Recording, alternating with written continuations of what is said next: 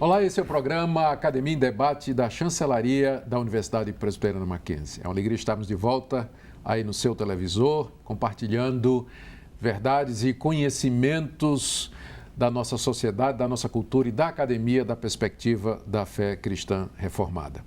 No programa de hoje, nós temos o privilégio de receber o Dr. David Powlison. Dr. David Powlison tem doutorado em História da Ciência e Medicina, com especialização em História da Psiquiatria. Ele tem atuado no mundo inteiro, falando a respeito da relação entre psicologia e cristianismo e defendido a possibilidade e a necessidade de uma visão de mundo cristão por detrás do nosso tratamento das dificuldades e do sofrimento do ser humano. Dr. Powlison, muito bem-vindo ao nosso programa. Eu gostaria de começar lhe fazendo uma pergunta. Por que é que esse relacionamento entre psicologia e cristianismo parece ser um relacionamento tão hostil? That is a very interesting question. And historically, the hostility started from the psychology side. Christianity had been the home of psychology and back through all the centuries. And in the United States of America, William James, who was at Harvard, was the founder, pioneer of empirical psychology. He actually borrowed his empirical methodology from Jonathan Edwards, the great preacher in New England. And Edwards had been a very careful student of human experience. He had, the way he had gathered information very much impressed James. And Edwards' most famous book had been a treatise on religious affections, and William James essentially took up the same topic, but he took it up stripping out all the Christianity, which obviously Jonathan Edwards was speaking as a Christian, and neutralizing the Christianity. William James sought to come at a more neutral, universal sense of religious experience. And that stripping away of what had been essential to a Christian psychology was actually, I think you could point to as the starting point. And then you can see how in that the Christian church has at least an ambivalent reaction to something which would seek to take away their own distinctives while maintaining some of their methodology. Uhum. Para muita gente para muitos cristãos, especialmente aqueles que estão trabalhando na área de aconselhamento, a psicologia é uma ferramenta totalmente secularizada e insuficiente. Por outro lado, eles querem usar somente a Bíblia para ajudar as pessoas a saírem dos seus traumas e dos seus problemas. O senhor consideraria que a Bíblia somente é suficiente para o tratamento das neuroses, dos problemas e da depressão das pessoas? The Bible is not a textbook or a handbook not only on neurosis and depression and so forth. It's not a textbook on anything except the ways of God with a fallen humanity. And that said, the Bible teaches us the elemental principles of what a human being is, what goes wrong with us, who God is, how it is that we are restored to life and purpose. And the Bible intends to give us, the Bible is not an encyclopedia that would contain all facts.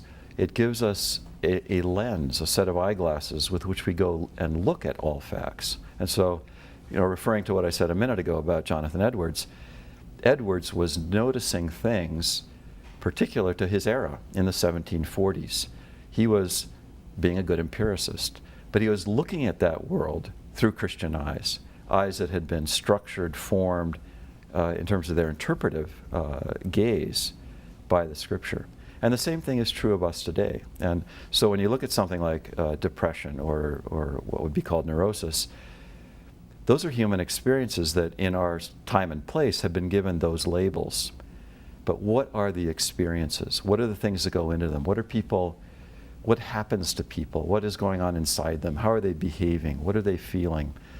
Those are concrete things that a Christian is as interested as anybody else in seeking to look at, know about, and then to make sense of. And that sense is going to the sense that we would make is going to be formed by our understanding of the Bible and what it says about people.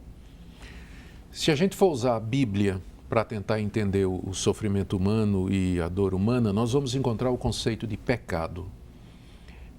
Na sua opinião, esse conceito de que o ser humano é um pecador deveria ser levado em consideração quando nós analisamos as causas da sua depressão, dos seus problemas mentais? If you're going to be true to reality, you must take sin into account in everything.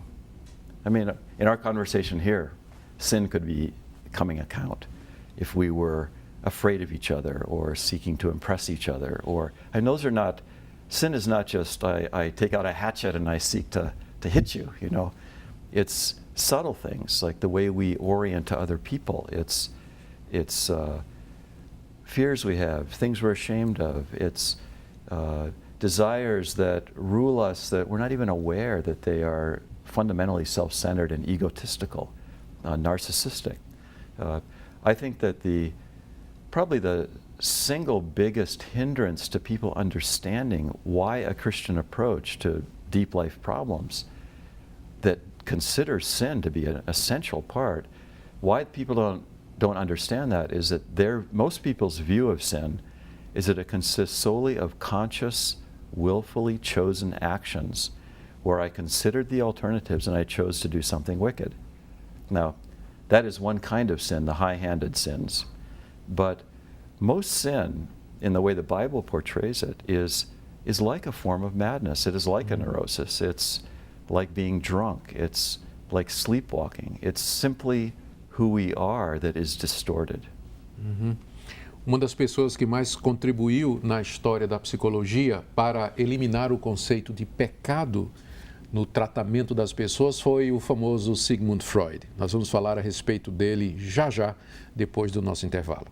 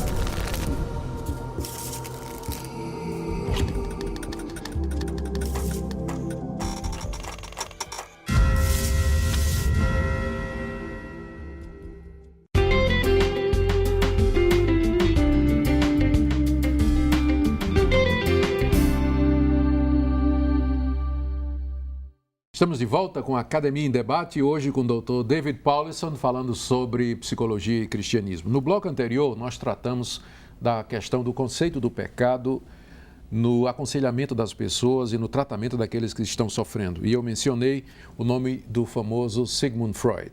Eu queria então perguntar agora a Dr. Paulison. Dr. Paulison, em que sentidos a ideia de Freud de que isso que nós chamamos de pecado, na verdade, nada mais eram do que desejos legítimos que foram suprimidos pelas tradições, pelos dogmas religiosos, até que ponto isso tem ajudado ou não no tratamento das pessoas?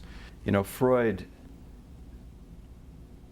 is a very honest man about the perverse things that are going on inside a person.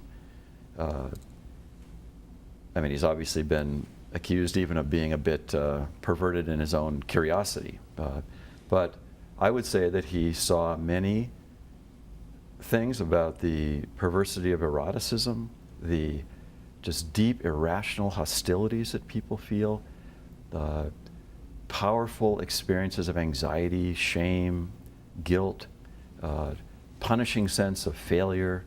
And those are all things that I believe are symptomatic of that deep Christian view of the sinfulness, fallenness, and brokenness of the human heart. Now, the reason Freud is not only does not call them sin and is unable to see them as sin is because he is an atheist. And sin is a category that locates us in relationship to God. And so Freud, I would say that Freud, one of the ways I might interpret Freud is that he came out of a culture that was very confident in human rationality and human volition and was not aware of the deep, dark secrets inside. So in one sense, you could say Freud rediscovered sin, but because he didn't believe in sin, he called it something else. O senhor mencionou aí o fato de que o próprio Freud teria lutado contra desejos profundos e que ele também era ateu. Isso significa dizer que aquilo que uma pessoa acredita e aquilo que ela experimenta acaba de alguma maneira influenciando o modelo psicológico que ela adota? Yes, I think one of the most helpful ways to look at psychological models, it's not the only way, but it's a helpful way to help locate them, is to view psychological models as having an essential autobiographical component. So Freud saw in himself deep, dark, perverse impulses. Carl Jung, his first disciple and the first heretic from the movement, saw in himself, though he was post-Christian like Freud, he saw a deep longing for some kind of spiritual, moral meaning to life, some bigger meaning. Freud didn't really care about bigger meaning. He was a very pragmatic, medical doctor sort of person. Jung was a mystic. Alfred Adler, in the second great heretic and the third great psychologist, had been very sick, a weak person. He'd been Jewish and prejudiced against. He struggled with deep sense of inferiority and saw in himself passions to try to prove himself and compensate. Well, you look at those personal narratives and you see how much the person's story shapes the kinds of things that they look at. Now, Freud, Jung, and Adler each claimed that they were offering an objective, scientific view of human nature. And it is interesting how, looked at with a century of hindsight, there are very few people among modern psychologists who are actually, strictly speaking, Freudian, Jungian, or Adlerian. In other words, they don't share the same biography. They might adopt certain styles of thinking from those early authors, but they too bring their own biography into it. Uhum.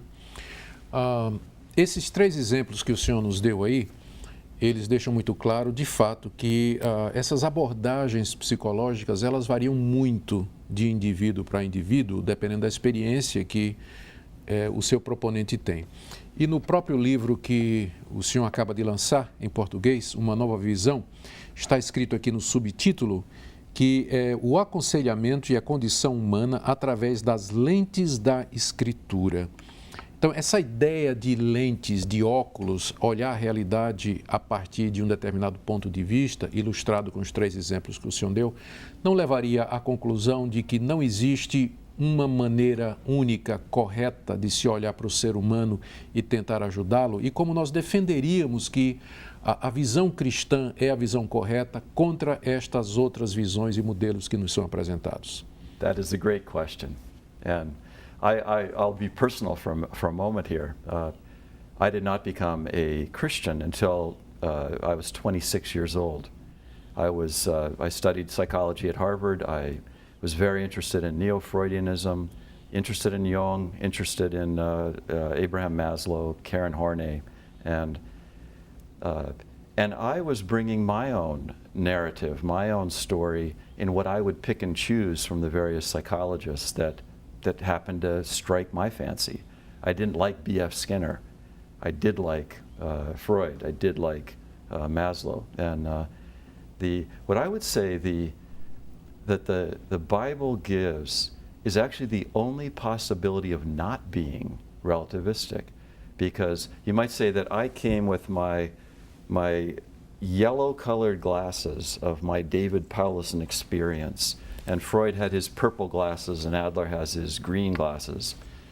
And the Bible takes off your glasses and gives you a different set, and you come to understand yourself, the meaning of suffering, why you do what you do, the purpose of life, in a way that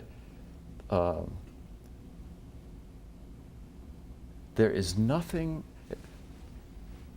Every psychological model invented, you might say, from below, always has anomalies. There are things that can't account for. That's why the theories have a shelf life. They live and then they die.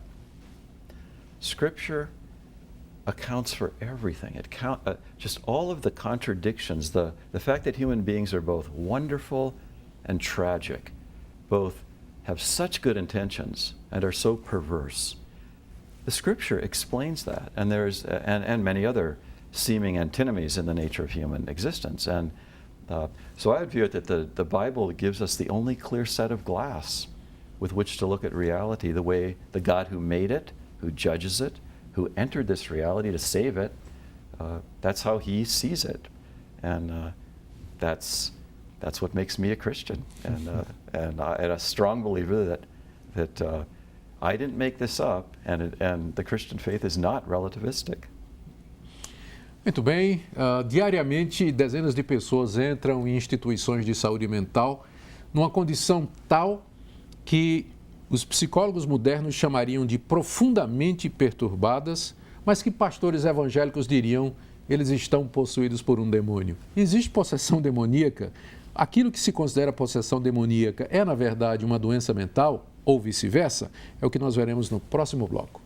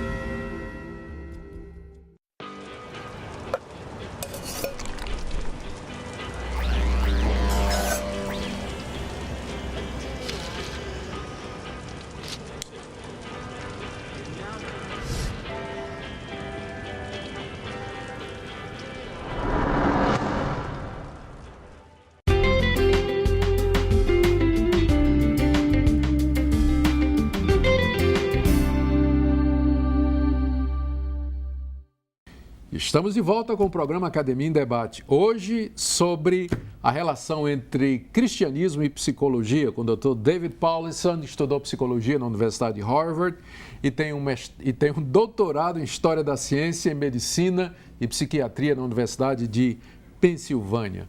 E nós vamos tratar agora sobre uma questão bastante polêmica e que tem despertado a curiosidade tanto de psicólogos quanto de pastores, que é a questão de pessoas profundamente perturbadas. Dr. Powlison, existe possessão demoníaca ou é somente uma questão de distúrbio mental? One set of experiences that I had in my life, for which I am profoundly grateful, is I worked for 4 years in an inpatient psychiatric facility after college. And in that time, I suppose I got to know well 1,000 people who had been hospitalized. Everything, schizophrenia, depression, mania, addictions. I even at one point got to know very well a lady who was an old-fashioned hysteric, straight out of Sigmund Freud, straight out of the 19th century. And I developed several convictions during that point. One is that clearly these people, they're there for a reason.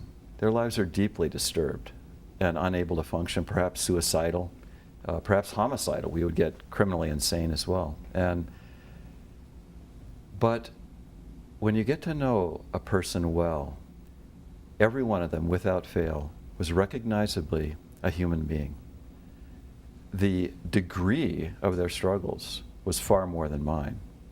I got to go home at night. They didn't. Mm-hmm. But in kind, we were alike in what we struggled with.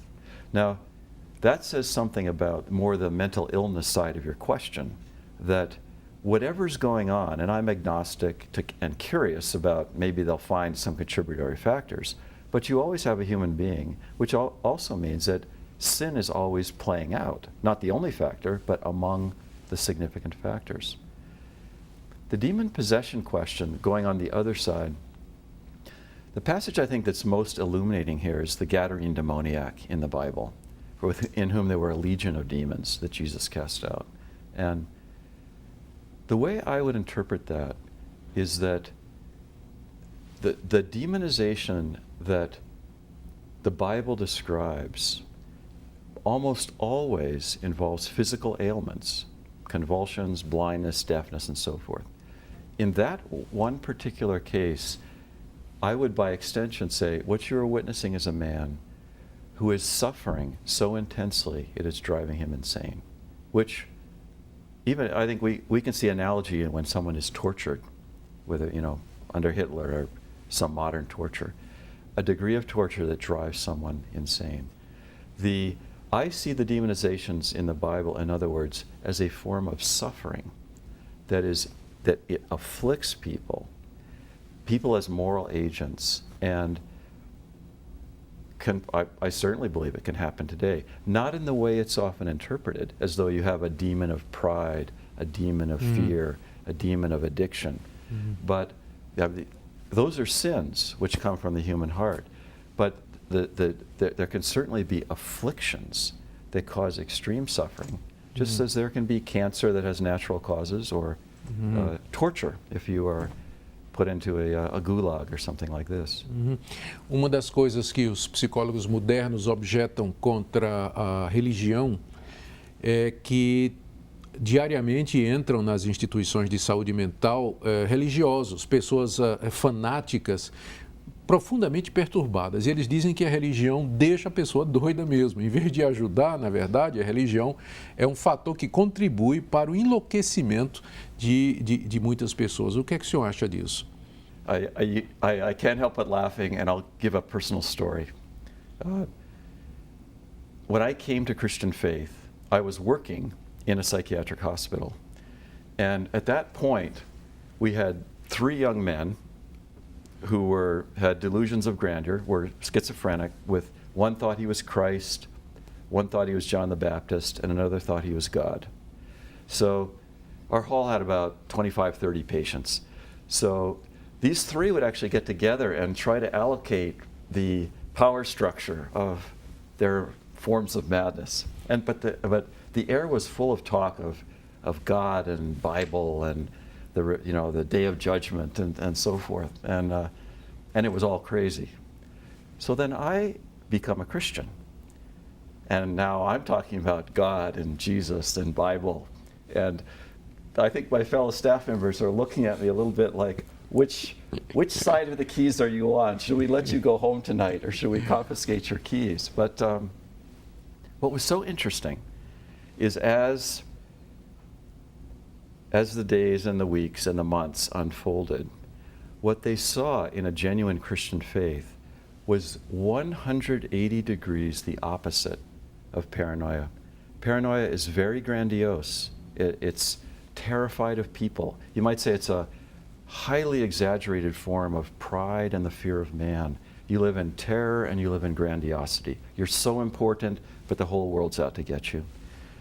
Whereas Christian faith evidences humility and honesty and a candor about yourself. And it actually led to a very powerful witness to my fellow workers. I was working, this is a secular psychiatric hospital, and when I left to go to seminary a year later, the staff had a farewell party for me in which they gave me a Bible, which I took as a very moving gesture, because psychiatric hospital staffs don't give Bibles to people, but they gave me a Bible as a gesture of respect, because they saw how Christian faith was actually the opposite of religious delusion. Dr. David Paulsen esteve no Mackenzie para o 5º Congresso Internacional de Ética e Cidadania, que tratou da relação entre cristianismo e psicologia.